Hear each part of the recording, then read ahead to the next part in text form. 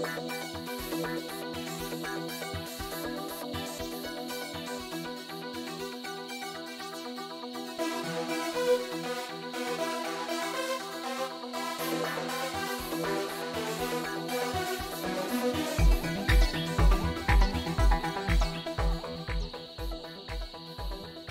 difference between cold-blooded animals and warm-blooded animals like mammals is that we generate our own warmth. So it doesn't matter where we are, we're always radiating heat. So we can be sitting in the lounge inside, we're fine. Now cold-blooded animals don't do that. Cold-blooded animals have to get their heat externally, so they're solar powered. By lying in the sun, their body reaches operating temperature and they can run around and start eating and remain active. Then their body cools down again, then they have to go and lie in the sun to recharge. There is a part of their body that's not protected, and that's their tongue.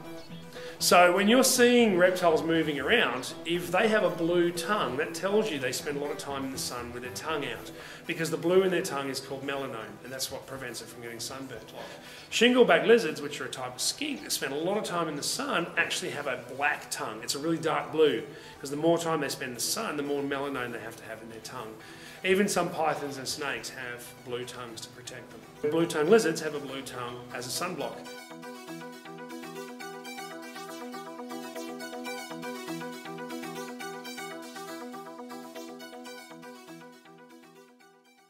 Ten or so minutes in the middle of summer can be enough to start damaging the skin. Protection is all about a combination of things. There's no one way of sun protection because UV is very reflective and it also scatters around us. So we need to consider a combination of measures that will minimise that risk, which is ultimately what we're doing. Of course, sunglasses are important because our eyes, regardless of skin type, UV damages our eyes. And the last one is shade. Shade's a really good form of sun protection to reduce UV exposure. Clothing's another good one. Sunscreen is getting more and more clever, I guess, and that's nanotechnologies is a big buzzword at the moment. Sunscreen's been using nanotechnology for quite some years. There's no evidence to suggest it's harmful in any way. So the message here is again to continue using a sunscreen and using it on those parts of the skin that can't be reached or protected by other forms of sun protection. The Cancer Council, in cooperation with the Bureau of Meteorology, have released a SunSmart UV Index, and that measures up to World Health Organization recommendations and standards.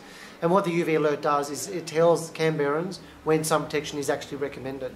So we recommend sun protection when UVs are 3 and above. So the UV alert doesn't just tell you the number, but tells you more importantly the time of day when we need to be thinking about sun protection. This is really important.